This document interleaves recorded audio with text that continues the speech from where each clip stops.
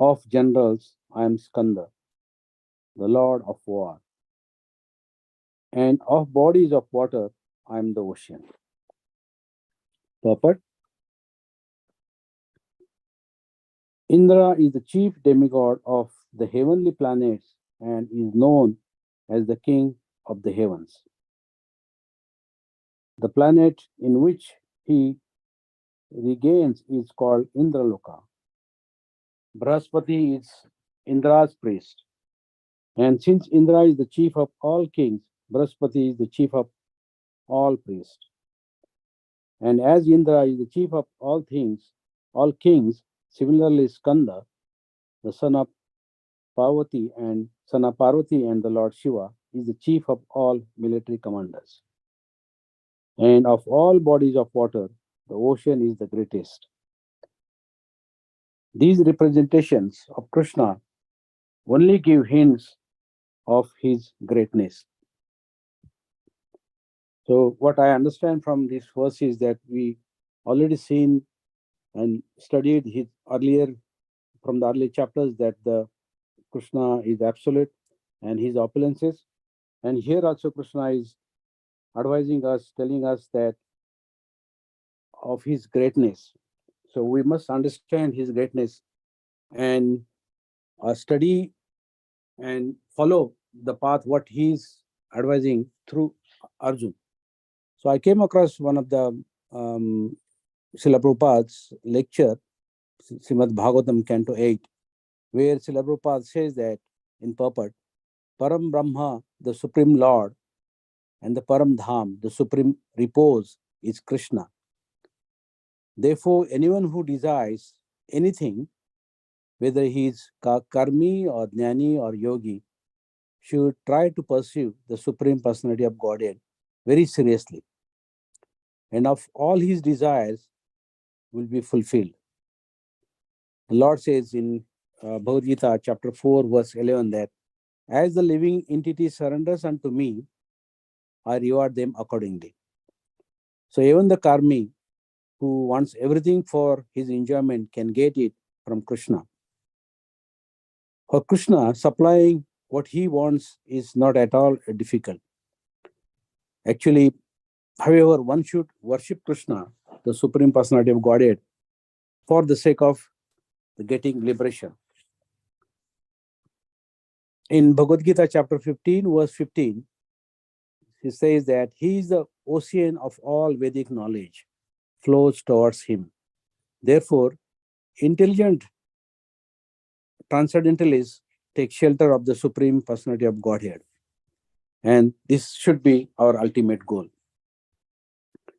Also, in Bhagavad Gita chapter 7, verse 9, where Srila Prabhupada says that it's very easy, very sublime, but we have to learn it about the Lord. And learning is not difficult at all. Here in Bhagavad Gita, everything is there. You always think of Krishna, and Krishna will give you intelligence. One who is always thinking of Krishna, he is always Krishna. You cannot cheat Krishna, and that is not possible.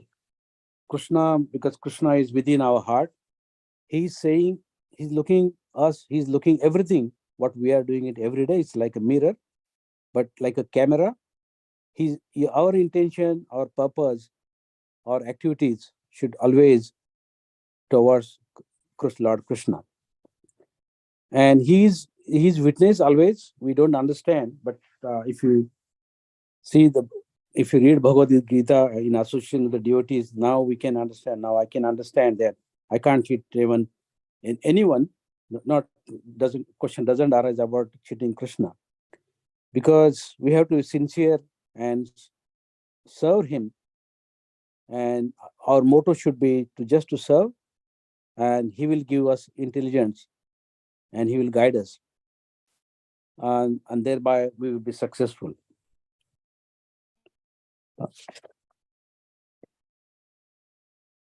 Also, Srila Prabhupada in Srimad Bhāgavatam, Canto 8, Srila Prabhupada mentions that the Supreme Personality of Godhead is competent to dissipate the darkness of the conditional soul through his instruction in Bhagavad Gita. He is the ocean of transcendental qualities and can be understood only by a liberated person free from the bodily concept of life.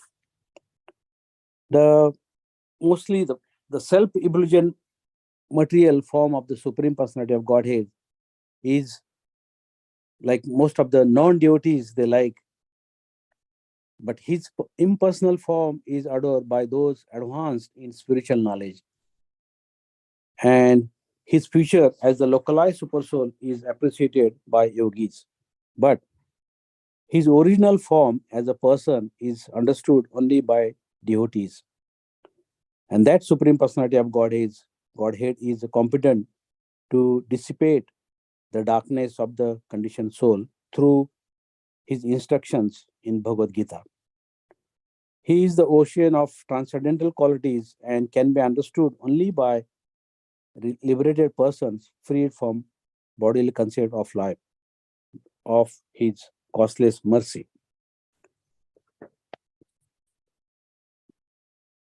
Krishna cares for everyone. Where there is endure and mercy, where there is endure, the mercy will be there. Srila Prabhupada given an example about Mother Yashoda when she was trying to tie Lord Krishna, and when she was tired, so the Lord, he's a merciful Lord. So he realized that Mother Yashoda she sees the greatest duty of him. But when she was tired, by his mercy, he allowed her to tie. So that is Krishna's mercy. Even one of the question and answer, I came across one question to ask Srila Prabhupada, that why does one search out for friends in this world? The Srila Prabhupada gives very nice explanation, and which is really important for me as well.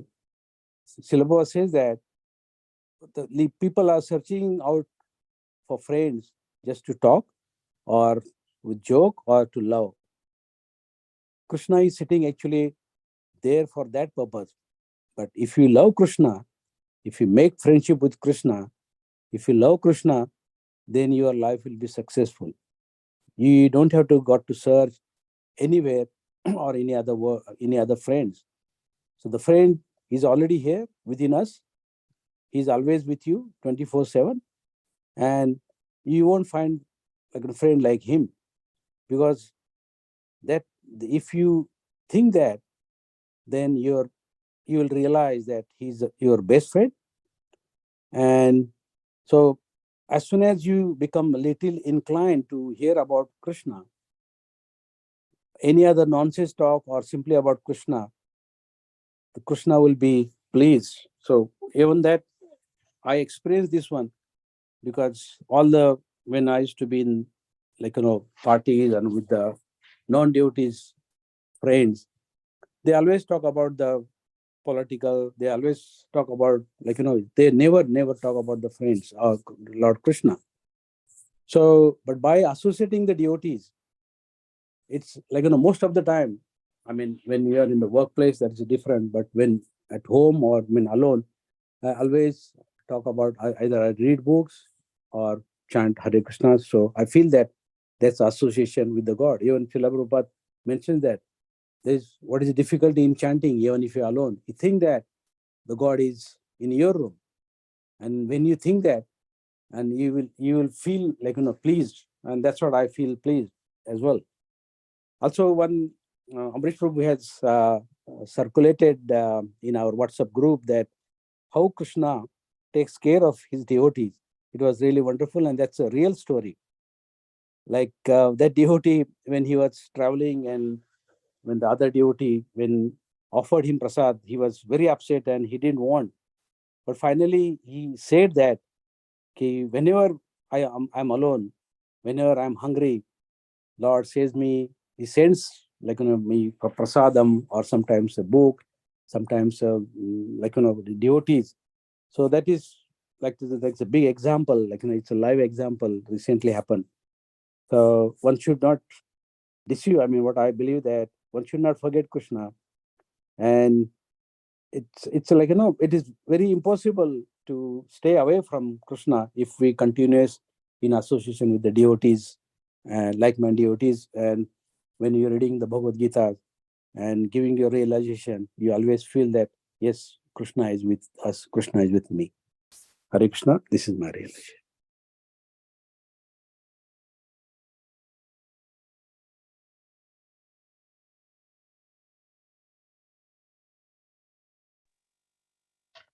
Hare Krishna, dear devotees. Thank you, Span Prabhu, for your nice realization to remember Krishna all the time. And thank you, Amrish Prabhu, for organizing this class and giving us the chance to share our realization. On this verse, Lord, as Srila Prabhupada said, the Lord Krishna is giving hints of his greatness. So we can meditate on his opulences, not just a void or impersonal energy, because these opulences explained so we can understand that Krishna is a person, or he's a supreme person, and by his energies he controls everything in this world.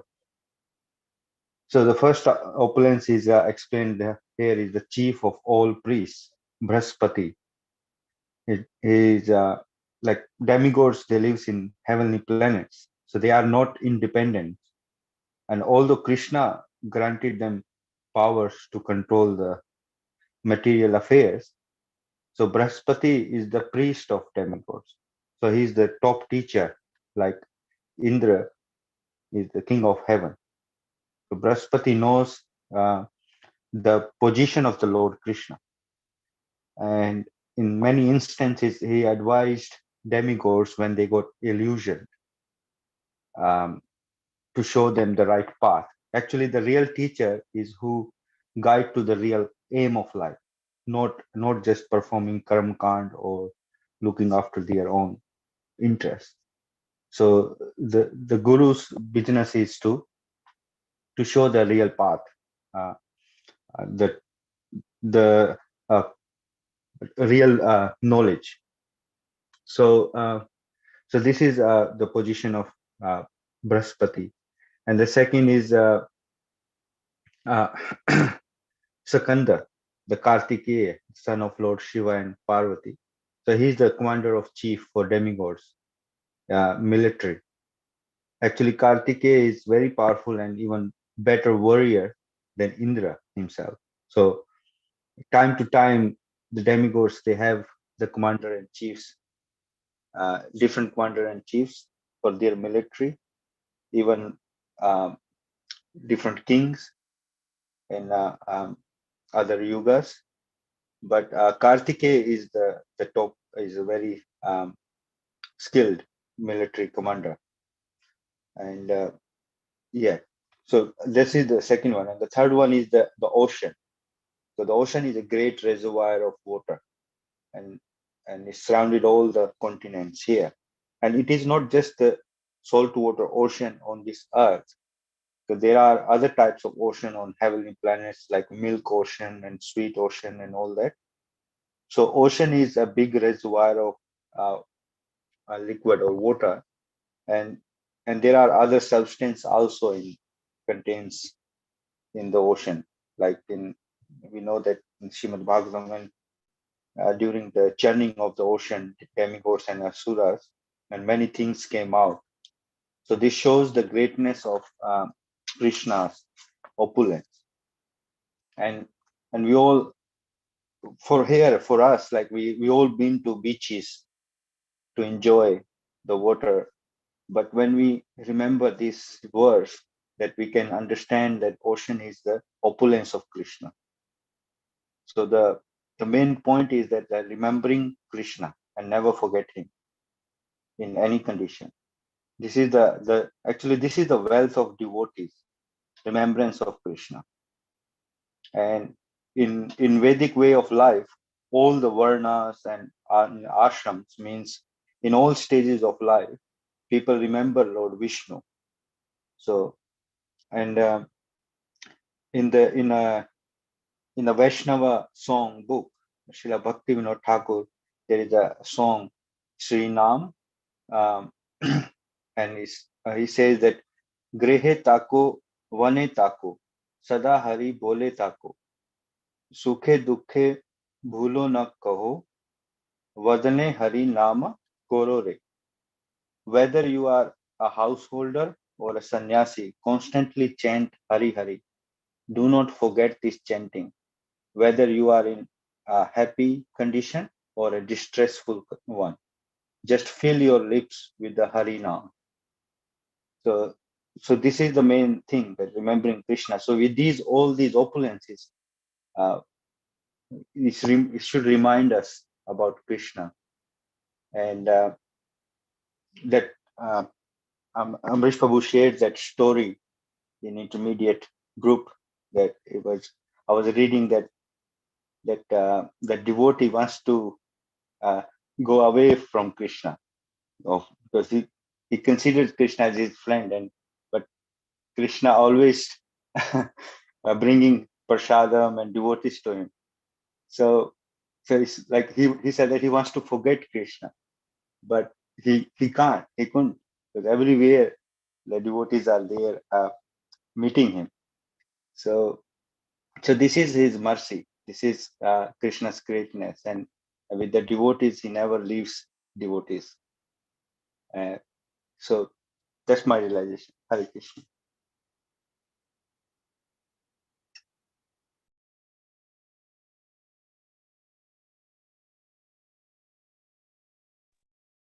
Hare Krishna, dear devotees.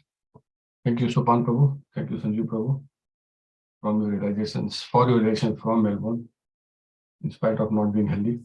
And thank you, Amrish Prabhu, Purnipanga Devidasi Mataji, and Krishna Prabhu. My realization for this week.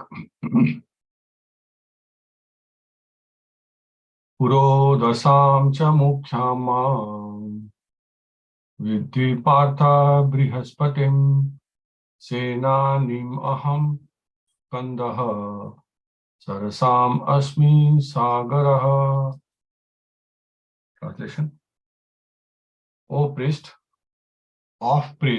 O Arjuna, know me to be the chief Brihaspati, the lord of devotion. Of generals, I am Skanda, the lord of war, and of bodies of water, I am the ocean. So, in this verse also, Krishna is continuing about his opulences very briefly, just touching some points, and Sanjeev Prabhu very nicely described about each of them. So, when I was focusing on and trying to understand and realize, and I was reading Prabhupada's purport. The last line Prabhupada writes, these representations of Krishna only give hints of his greatness. And that's where all the devotees are engaged, not only this lifetime, many lifetimes, or maybe, maybe eternally. And while meditating on this greatness of Krishna,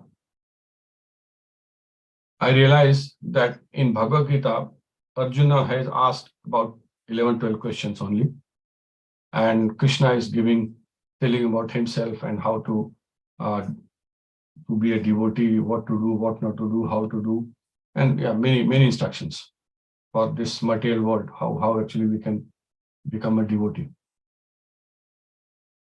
And these instructions continue in Bhagavatam also. And I was only focusing on Canto 3, where Vidur Maharaj is actually going out and asking questions. And I started reading those questions just to understand, and it is beyond my capacity to understand those questions even.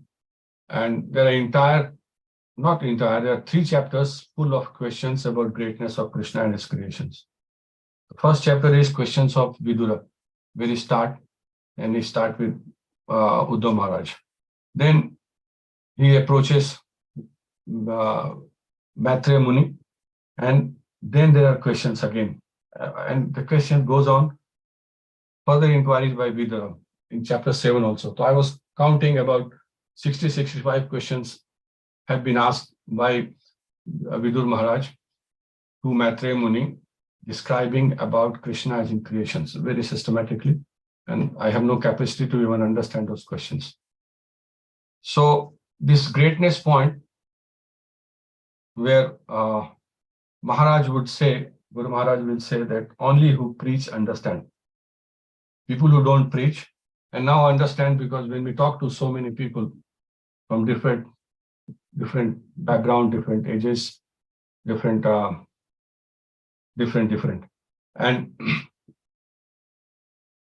and our approach, how we understand this knowledge, how to actually pass these messages with the purity, and how they actually understand. That's where we need to really understand and apply this knowledge and put into perspective. That's where our bhakti comes into play. That's where our mind is engaged.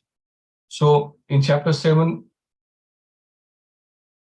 I will just conclude with the questions which Mudur Maharaj was asking, and what was the ultimate where it all actually not summarized. Yeah, the question toward the end.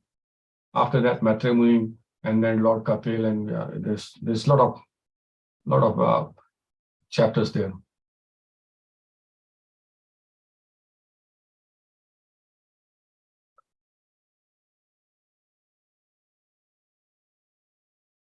So Vidur Maharaj is saying, please describe how many dissolutions there are for the elements of material nature, and who survives after dissolution to serve the Lord while he is asleep. Then what are the truths regarding the living entities and the Supreme Personality of Godhead? What are their identities? What are the specific values in the knowledge in the Vedas? And what are the necessities of the spiritual master and his disciples? The next question, spotless devotees of Lord have mentioned the source of such knowledge. How could one have knowledge of devotional service and detachment without the help of such devotees? And now he's summarizing. My dear sage, I have put all these questions before you with a view to knowing the pastimes of Hare, the Supreme Personality of Godhead. You are the friend of all. So kindly describe them for all those who have lost their vision. And that is where these scriptures are actually helping to those lost souls. Depending upon their conditioning, they understand scriptures or they apply scriptures. And towards the end, Prabhupada writes in the purport that Vidura put forward many varieties of questions with a view to understanding the principles of transcendental loving service to the Lord. More than 60 questions. As stated in Bhagavad Gita, chapter 2, verse 41, very famous verse. Those who are on this path are resolute in purpose, and their aim is one. O beloved child of Gurus, the intelligence of those who are irresolute is many branch. Bhausaka Anantasya.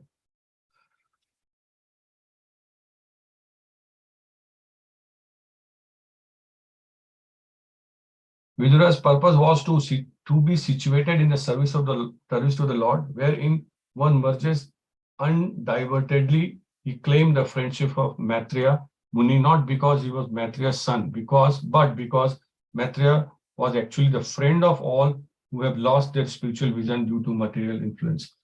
So while I was preparing for this verse, and I always skip this, what is in the question? Why should I read the question?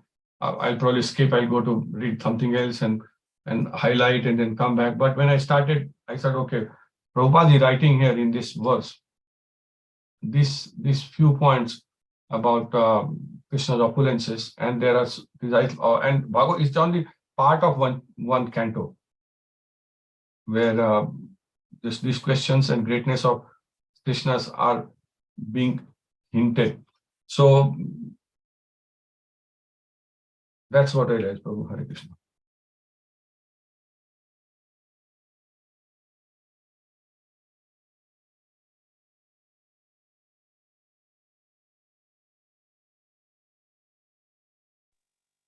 Hare Krishna, dear devotees. Thank you, Avinash Prabhu, Sanjay Prabhu, and Sopan Prabhu for your nice realizations. And thank you, Amrish Prabhu, for giving us opportunity to share our realization in this class. So,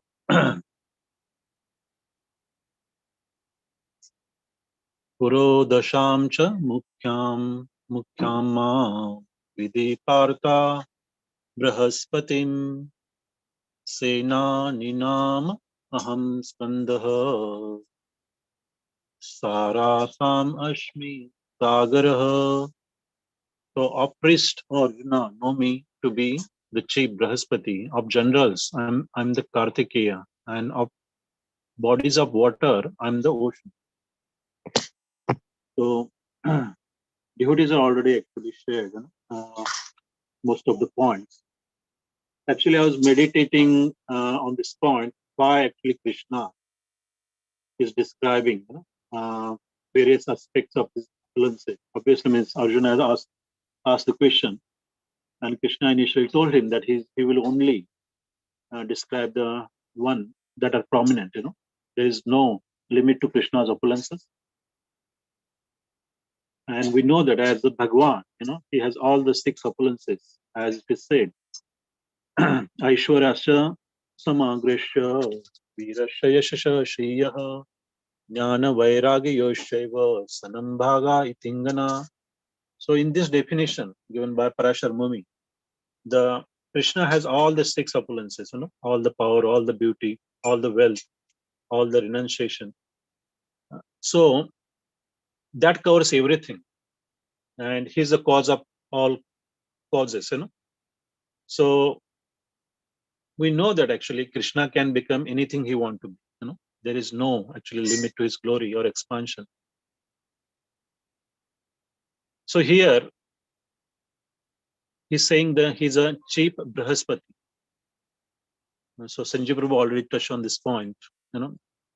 So Indra, as Srila Prabhupada says, that he is a chief demigod, and actually Brahaspati is his priest, who's a chief of all the priests, and he's very learned, and he's as Sanjay Prabhu also mentioned, he's actually guiding all the devas, demigods, and demigods actually they are the actually managers, as we know, and Krishna has actually granted them various powers to manage all his different energies in this material world. So that itself, is a quite a big responsibility for them, and accordingly, they have been also given the facilities, as Indra has given, a lot of facilities in the in Swargloka. He's the king, and Brahaspati, he's his priest, who's very learned. And I was thinking, actually, he's very learned, so he actually, I also remembered the actually past time from Chaitanya Charitamrita, where it is mentioned that Brahaspati, actually, the Sarvabhaum Bhattacharya is the actually incarnation of Brahaspati. And we know that past time, actually, that he wanted actually Sri Chaitanya Mahaprabhu to actually learn the Vedant from him. But what happened, we all know that. And in the end, actually, he became the actually student of Sri Chaitanya Mahaprabhu. So, obviously, he's very important personality. He's a great scholar of Vedant. And Krishna, he's saying he's a chief Brahaspati. And in Bhagavad Gita 15.15, he's also said that Vedeshta Sarver Aham Eva Vedo Vedanta Kridveda Videvacha. So he has actually compiled all the Vedant, and he's to be known from all the Vedas. So obviously he can be Brahaspati, there's no doubt. And I also remember actually many, I think years ago, Amrish Prabhu also mentioned in one of his lectures, that he can also become a Indra, when there is no any qualified person available to take his position. Krishna can sometime take that position as well. So he can become anything, and in Bhagavad Gita, he's also said that he's the ability in a man. So any good quality or any power, or any greatness that we got, that is Krishna himself. So what I realized that actually there is no end to his actually glories and his opulences. He's everywhere. Everything is actually emanating from him. So as devotees already mentioned that what I also realized that actually we can see Krishna everywhere and everything. And Srila Prabhupada is actually spoke on this point in many of his lecture, that we need to actually learn to see Krishna, in everything, or see Krishna's hand in everything that happens. So that is the actually main realization I got. And he also says he's Kartikeya, and Sanjay Prabhu also described that as well. But actually I was reading actually about Kartikeya and how he was born and all that, but I'm not going to share that because I'm not sure that is a very authentic source. So that is actually my realization from this verse. Thank you. Hare Krishna.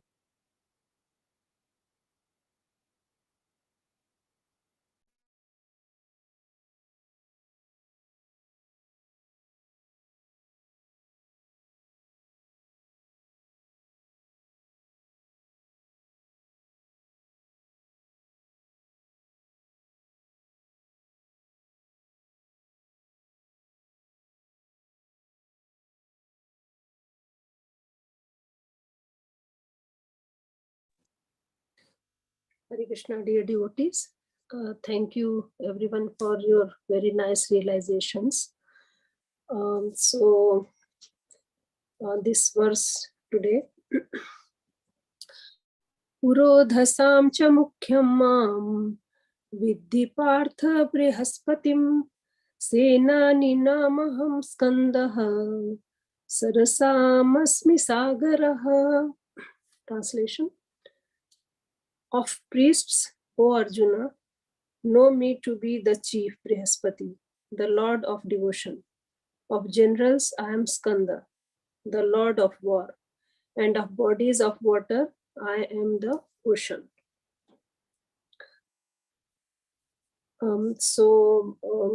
As Sanjeev Prabhu and others have already touched, explained this point of Brihaspati, who is the chief priest of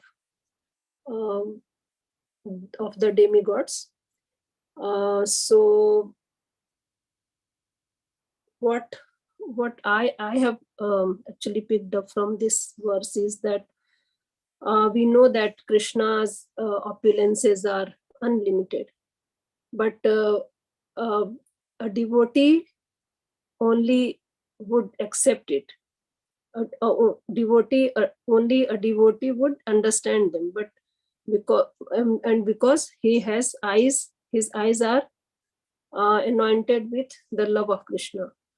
But for a non-devotee to accept it, it's very difficult because they don't accept it that Krishna is all in all. And I remember, I think Amrish Prabhu just shared few days ago, Bhagavad Gita verse 9.19, and there was a little part of the purport of Srila Prabhupada, which I would like to read. Since Krishna is both matter and spirit, the gigantic universal form comprising all material manifestations is also Krishna. His pastimes in Vrindavan playing on a flute are those of the Supreme Personality of Godhead. So because Krishna is matter, spirit, everything, and he says that Aham Sarvasya Prabho, everything comes from me. And then why can't we understand that he is all in all? Then compared to that, what is our identity? We have got so much puffed up. We are always puffed up for our little achievements. And then we think, oh, this I have done this. this is my achievement, no one can do better than me. But where do we stand? Krishna is so magnanimous, his energies are so big. And this is how Krishna is actually telling us his universal form as well as his personal form is very, very beautiful and magnanimous. And if we understand that, then we can realize how little personalities we are.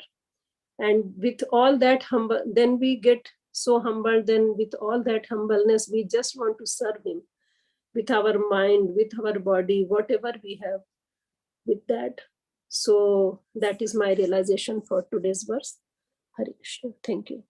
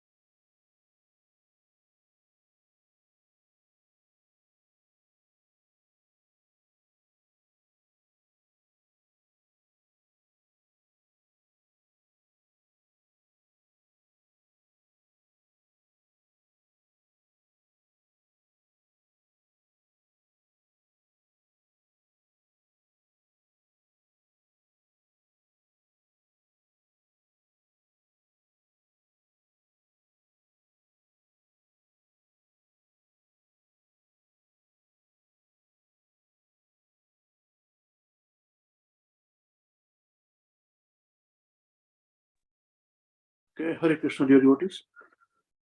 Thank you very much for your nice realizations. Very nice realizations. All of you covered the theory very nicely, philosophy very nicely, as we discuss always and every week.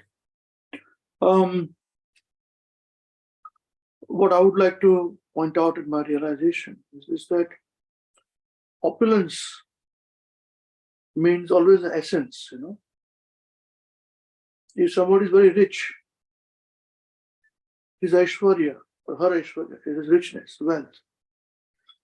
If somebody is very beautiful, then Aishwarya or richness or opulence is the beauty of the person. Similarly with intelligence, the intelligence of the person.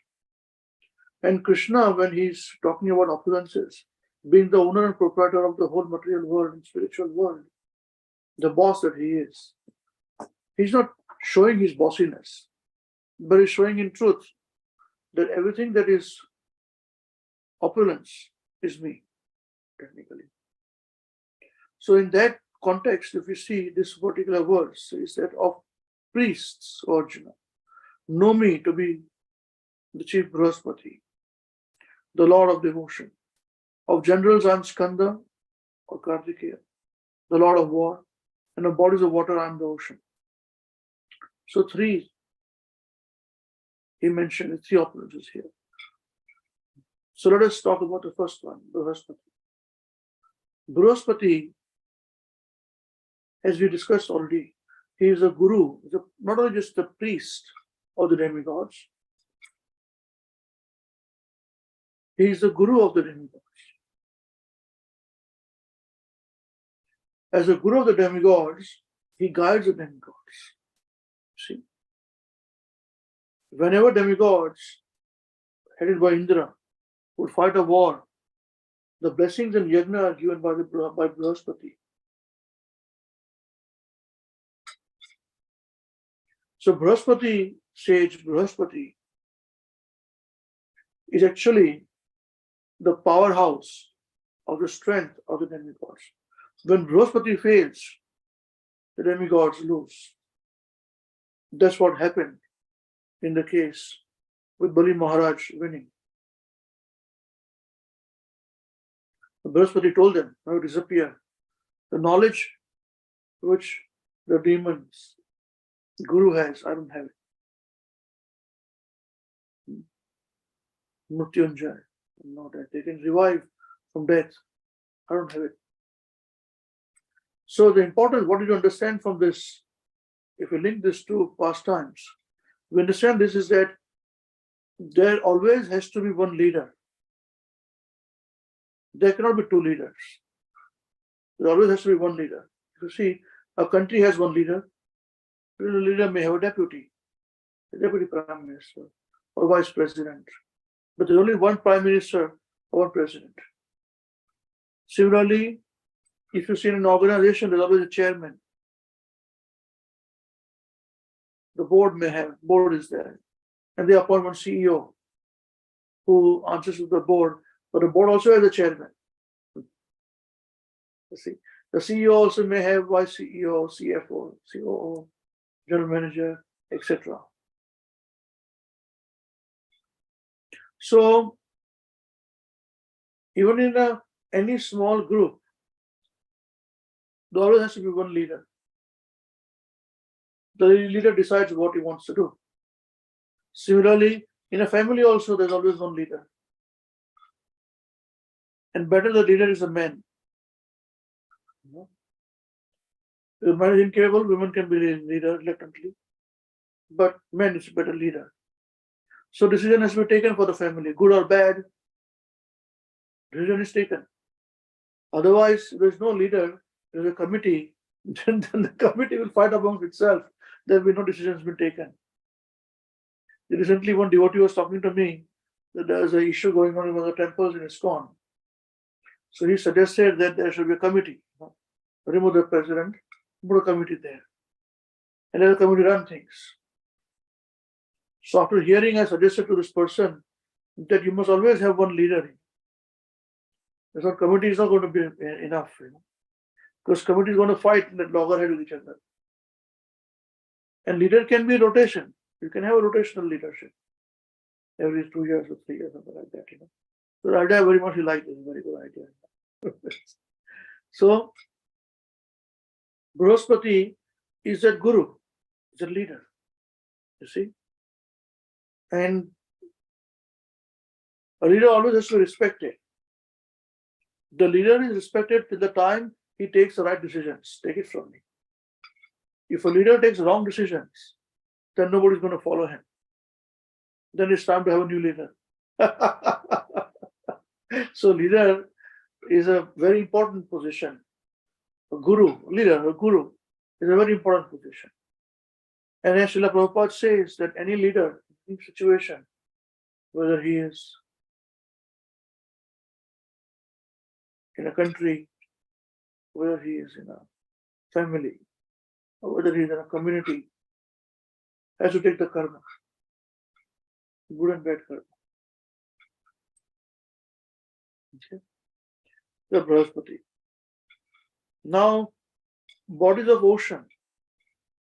Which is Sarasa Masmi Sagara. Of all reservoirs of water, I am the ocean. Why Krishna says I am the ocean? Have you thought like this?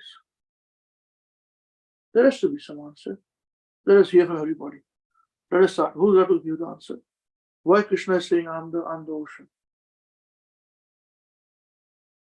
Okay, Avinash Prabhu, can you please tell me what is your answer? What do you think?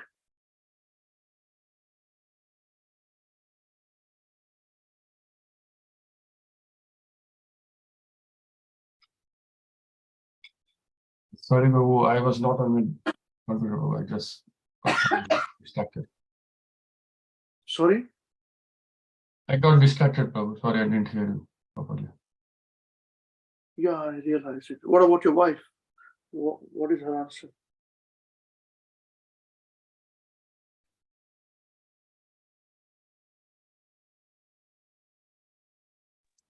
Hare Krishna, Prabhuji.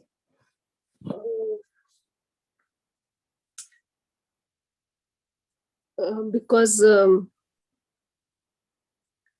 ocean, everything is actually like all the rivers and all the water bodies are actually go into ocean. They are gone there. So it's the totality of water body. So that's what I understand, Prabhuji. And also it contains lots of things in it, and like when the ocean was churned, a lot of things came out of it. Very precious things. So that's what I understand, Prabhuji. Thank you. Sanjeev Babu, what do you think?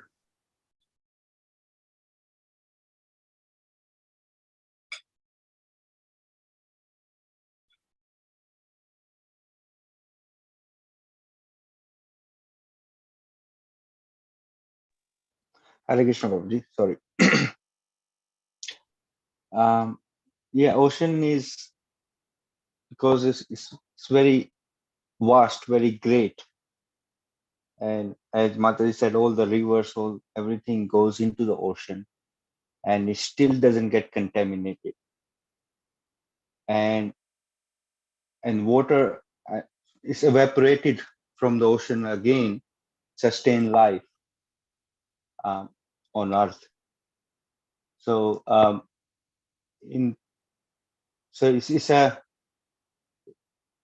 it's a foundation of this life on this Earth. So that's what I understand, probably, that because of that it holds everything. Okay. Thank you very much, both of you. See, ocean, water has it's a very calming effect.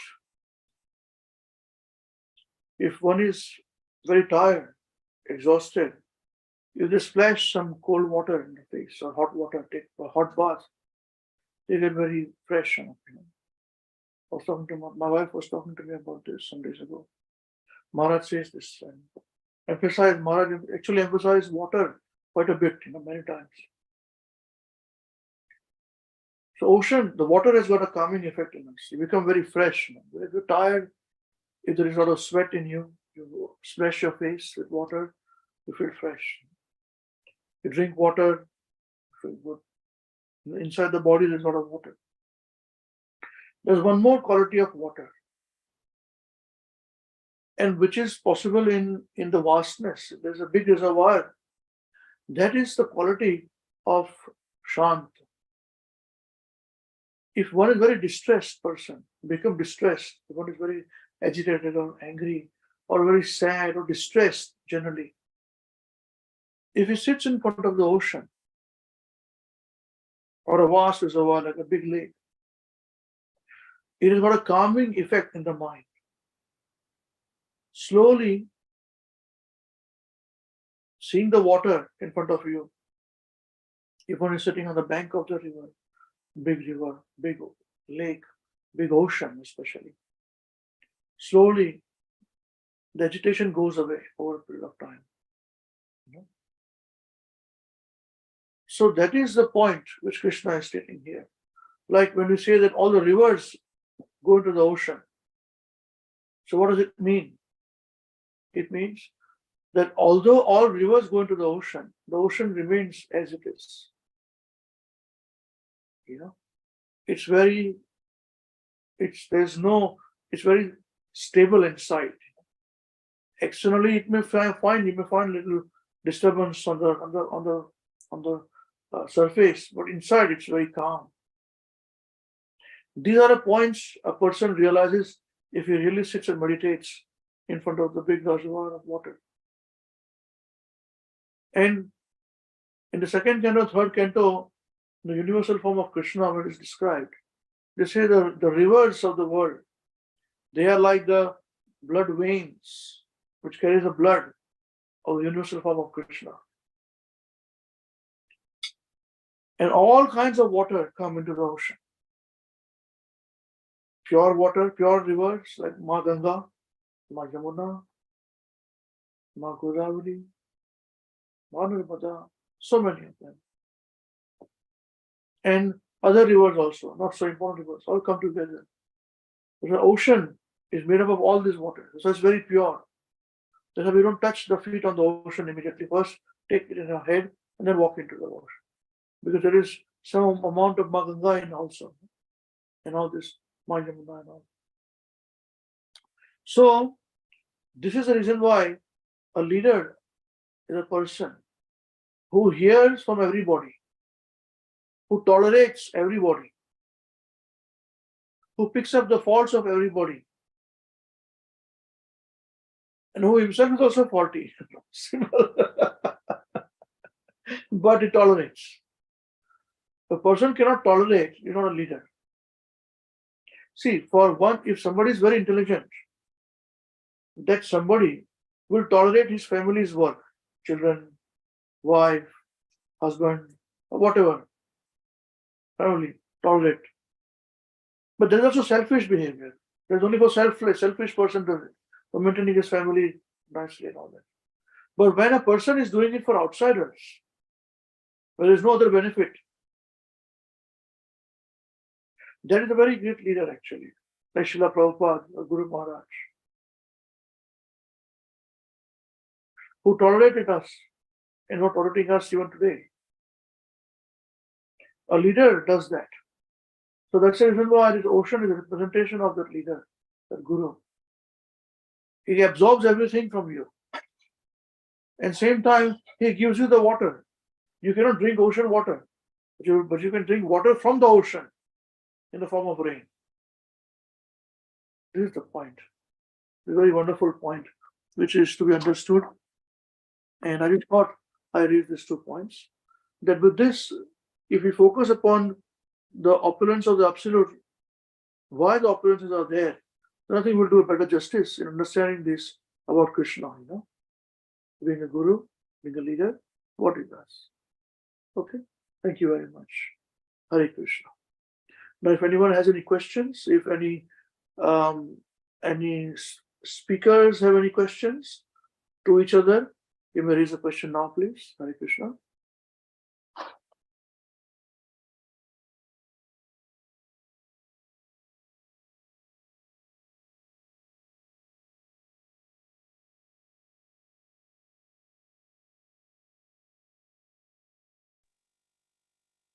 Okay, if any listeners have any questions to the leaders, you can raise now. Thank you.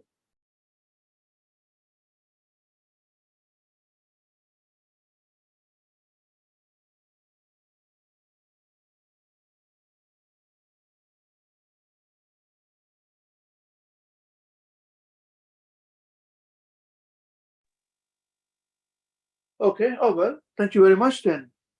We conclude our discussion today. Jai Srimad Bhagavad Gita as it is ki Jai. Grantaraj Srimad Bhāgavatam ki Jai. Jai. Krishna Chaitanya Charitamrita ki Jai. Jai. The word synonyms, translations and purport by Jagatguru Srila Prabhupada. Jagatguru Srila Prabhupada ki Jai. Jai. Nitai Gaur Chandra Premanande. Hari Hari. Hare Hare Bo. Hare Krishna.